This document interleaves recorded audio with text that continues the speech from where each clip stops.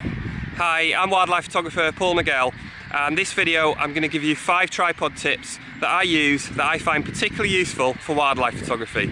Number 1, this is keeping the tripod level. So a lot of the time photographing wildlife you're going to be on uneven ground, the ground's not going to be flat. So this is just a way of making it easier to keep the tripod level. Extend one leg further than the other two. Then you can just position the tripod so that the longer leg is on the lower ground.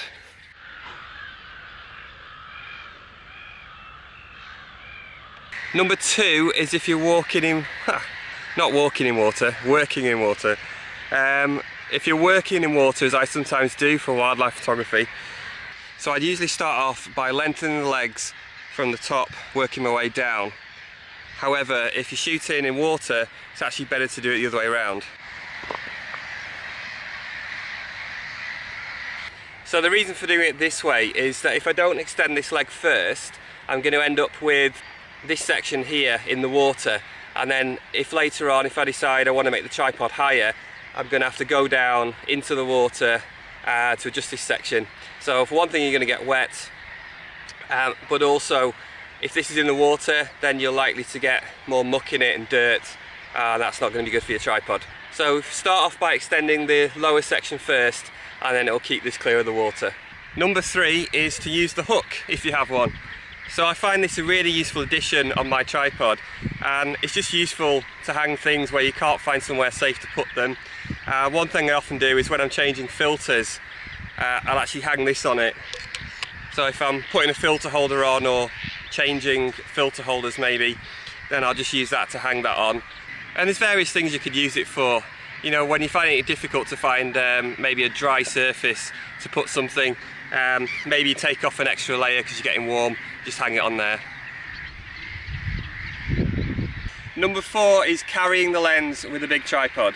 So a few people have asked me about this. I'm going to show you 2 ways that I use to carry the tripod when I've got the big lens on top. So this is the first way that I sometimes carry the tripod with the big lens, and this is just really for short distances, and the weight's kind of more over one shoulder. The other way, which is what I tend to prefer if I'm walking longer distances with the camera and tripod, I've kind of got both legs at the front over my shoulders and then one leg at the back, and I just find that distributes the weight better. I also shorten the leg at the back so that it doesn't knock against my feet when I'm walking. And the last one, number 5, so this is just basically to do with carrying the tripod on its own without the lens. And whilst I love these kind of tripods that don't have the centre column, what irritates me a bit sometimes is that they kind of collapse on themselves. So the legs kind of collapse in like this, and sometimes if you're carrying it, that can be a little bit annoying. So I've just come up with a very simple solution for that. And that solution is Velcro. The wildlife photographer's saviour, Velcro. So all I do is just strap it around this part of the tripod, try and get it nice and tight, and then that keeps those legs together, stops them collapsing on each other, and stops getting on my nerves. So it just keeps the legs together nicely, they don't collapse on each other, makes it much more simple to carry.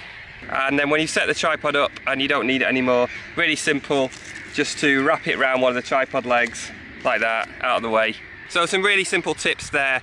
I think really you could apply them to different types of photography. For myself, I find them very useful for wildlife photography with the big lens.